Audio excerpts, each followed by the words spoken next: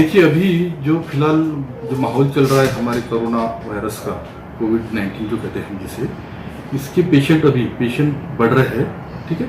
और काफ़ी सारी कम्युनिटी से भी ये पेशेंट आ रहे हैं। तो इसलिए ऑलमोस्ट हर जो छोटे-मोटे जो अस्पताल है, वो हर जगह ये पेशेंट आ रहे हैं।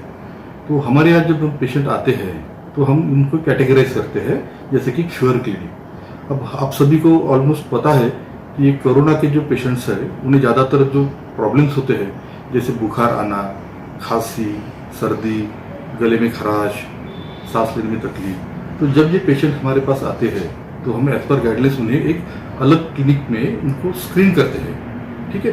तो जहाँ पे हम क्लिनिकली स्क्रीनिंग करते हैं उनको, ठीक है, रेडियोलॉजिकल स्क्रीन करते हैं। और जब हमें लगता है कि नहीं, ये पेशेंट जो है, ये कोरोना रिलेटेड ज़्यादा पॉसिबिलिटी बढ़ रही है इनकी, तो हम उन्हें फिर जहाँ पे कोरोना रिलेटेड फैसिलिटीज अभी गवर्नमेंट ने अवेलेबल किया है, ठीक है, ऐसी जगह पर हम उन्हें उस सेंटर पे हम भेजते हैं। जैसे कि नागपुर में medical college, Indira Gandhi medical college, ऐसी जगह जहाँ पर अभी ये कोरोना के पेशेंट को एडमिट किया जाता है, ट्रीटमेंट किया जाता है, वहाँ पर फिर उन्हें इन्फॉर्म करके हम ये पेशेंट भेजते हैं। देखिए, अभी ऐसा है कि रिसेंटली जो कोरोना के बारे में हमें धीरे धीरे जो पता चल रहा है, अभी तक कुछ महीनों तक तो हमें उसके बारे में ज़्यादा पता नहीं था, लेकिन अभी जो हमें पता चल रहा है उसमें 80% पेशेंट जो रहते हैं वो रहते हैं एसिम्प्टोमेटिक, और कुछ जो एसिम्प्टोमेटिक है जिनमें कोई सिम्टम्स नहीं रहते हैं, ठीक है? जैसा उस सिंपल आदमी है जिससे कोरोना को नहीं, उसमें संक्रमण है या नहीं है, ये हम पता नहीं कर सकते, ठीक है? और अभी ये दौर में कोरोना के सिवाय बाकी भी काफ़ी इमरजेंसीज रहती है, बाकी भी काफ़ी प्रॉब्लम्स रहते हैं पेशेंट को हेल्थ रिलेटेड, जिनको हमें टैकल करना है। जैसे कि आपने सर्जिकल कहा, तो उसमें अभी at present as per guidelines हम जो इलेक्टिव सर्जरीज है, उसे हम पोस्टपोन कर रहे हैं कुछ समय तक, ताकि जब तक हम इसका पूरा अच्छे तरह से अभ्यास नहीं करते।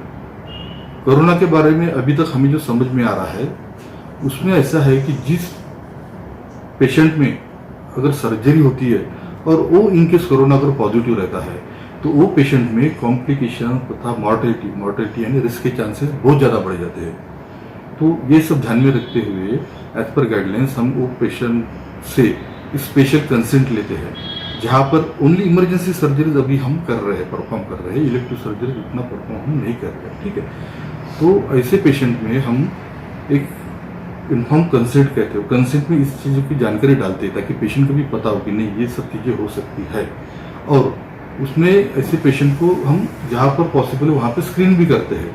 स्क्रीन करने का मतलब इसलिए रहता है कि ताकि हम वो पेशेंट को ऑपरेट करते वक्त या उन्हें हैंडल करते वक्त ज़्यादा अच्छी तरह से उनको हम प्रिकॉशन ले सके, ताकि बाकी लोगों को भी इसके संक्रमण से हम बचा सकें।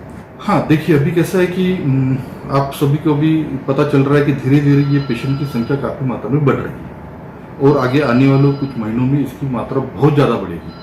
तो जब चूंकि ये डिसीज ऐसा है कि जिसमें संक्रमण की गति बहुत ज़्यादा है, तो ऐसे वक्त सिर्फ गवर्नमेंट सेटअप, जहाँ पर अभी तक गवर्नमेंट ने कोरोना के लिए ट्रीटमेंट के लिए जो उन्होंने कुछ सेटअप उन्होंने रखे थे, वो उसके लिए सिर्फ सफिशिएंट नहीं है।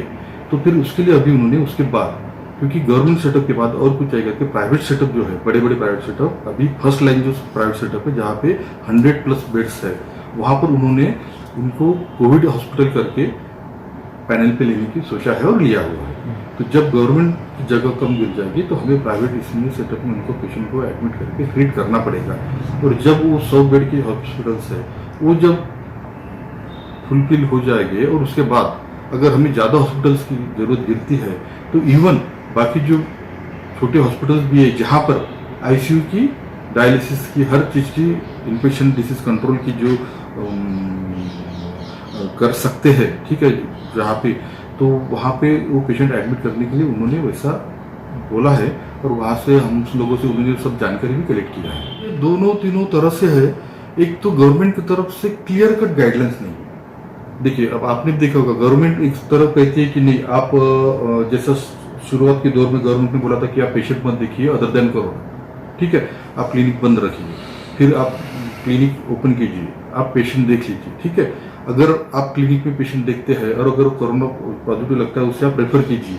अगर वो पेशेंट हम दूसरे किसी चीज़ के लिए एडमिट करते हैं और वो कोरोना पॉजिटिव आता है, तो एक तरह से वो हॉस्पिटल सील हो गया, ठीक है, डॉक्टर क्वारंटाइन हो गए, ठीक है। तो ऐसे माहौल में अभी पेशेंट भी डर रहे हैं और डॉक्टर भी डर रहे हैं, जिस तरह का एक प्रकार का पैनिक माहौल बन चुका है। ठीक है, तो इसीलिए ये जो छोटे छोटे क्लिनिक में लोग उसे ट्रीट करने के लिए एज ए डिसीज नहीं डर रहे, रादर देन डिसीज डरने से जो गाइडलाइंस क्लियर नहीं है, उस गाइडलाइंस क्लियर न रहने के कारण इस पेशेंट को किस तरह से हमने हैंडल करना चाहिए वो क्लियर नहीं रहने के कारण अभी लोग थोड़ा उससे हिचकिचा रहे हैं। फिर भी हम अभी हम एज पर जो हमें जो गाइडलाइंस मिली है उस लेवल पे जो पेशेंट आते हैं उन्हें स्क्रीन करके अगर ओपीडी में ही हमें लगता है कि नहीं ये पॉजिटिव रह सकता है या ये कोरोना संक्रमित के उसके चांसेस बन सकते हैं, तो ऐसे पेशेंट को हम वो कोरोना क्लिनिक में भेजते हैं। सर देखिए, मैं यही तो मेरा कहना है कि guideline should be clear. FIR अगर कर रहे हैं, अगर आप अटेंड नहीं कर रहे, एफआईआर कर रहे हैं, तो आपने अगर पेशेंट अटेंड किया है और पेशेंट पॉजिटिव आया है तो भी एफआईआर हुए। कुछ हॉस्पिटल्स में ऐसे लोगों पे, ऐसे डॉक्टरों पे एफआईआर हुई है। इसलिए बोल रहे गाइडलाइंस ये क्लियर रहना बहुत जरूरी है। ठीक है, मुझे पर्सनली लगता है कि जैसे मैं भी एक हॉस्पिटल में रहता हूँ, मैं भी पेशेंट देखता हूँ, तो मैं हमारे पास आने वाले हर पेशेंट को हम देखते हैं और जहाँ पर हमें लगता है कि नहीं ये पॉजिटिव लग रहे हैं या उनको चांसेस बढ़ते हैं, ऐसे पेशेंट को हम रेफर करते हैं, बाकी पेशेंट को हम ट्रीट करते हैं।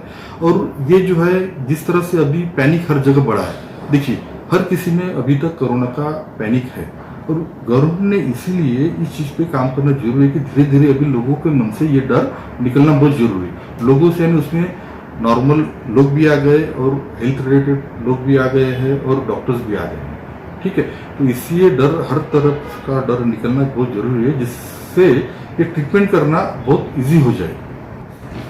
मैं डॉक्टर आशीष चौधरी, संचालक तथा कंसल्टेंट सर्जन जीबी मल्टीकेयर हॉस्पिटल, यहाँ गांधीनगर स्थित इस हॉस्पिटल में हम मल्टी स्पेशलिटी हॉस्पिटल में हम यहाँ पर पेशेंट को सेवाएं दे रहे हैं। मेरी सभी लोगों से आज ये कोरोना के चलते हुए एक अपील है, क्योंकि हम सबको पता है कि कोरोना ये काफ़ी रैपिडली संक्रमित होने वाला एक डिसीज़ है, जिसके कारण हर जगह थोड़ा पैनिक माहौल बन चुका है।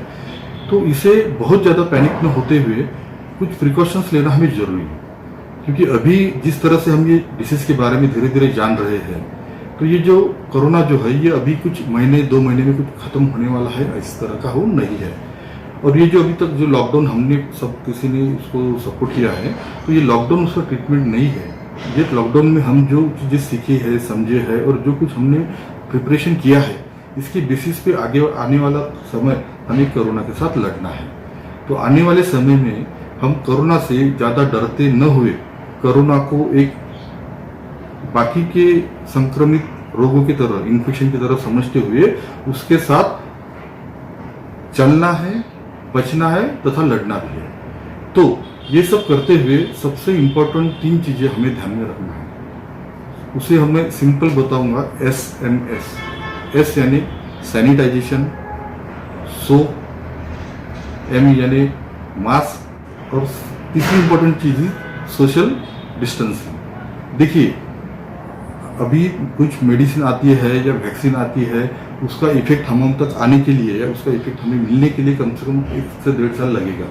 उस समय तक ये रोग के साथ हमें रह के बच के लड़ना है।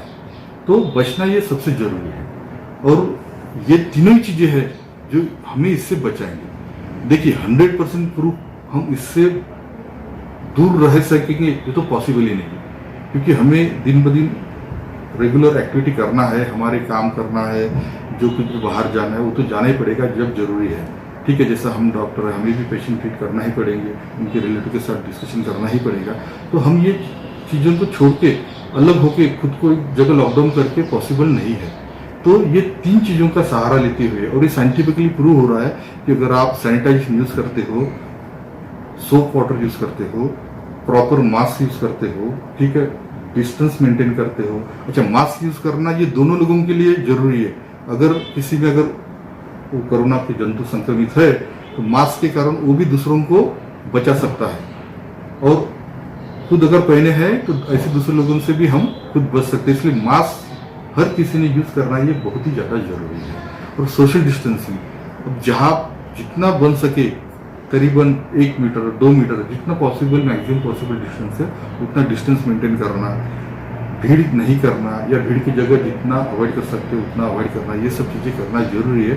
और ये सब चीज़ें करने से मुझे पक्का यकीन है कि हम ये कोरोना पे अच्छी तरह से मात देंगे। बाकी हमारी मेडिकल सिस्टम, हमारी गवर्नमेंट, हर कोई सक्षम है ये डिसीज से लड़ने के लिए।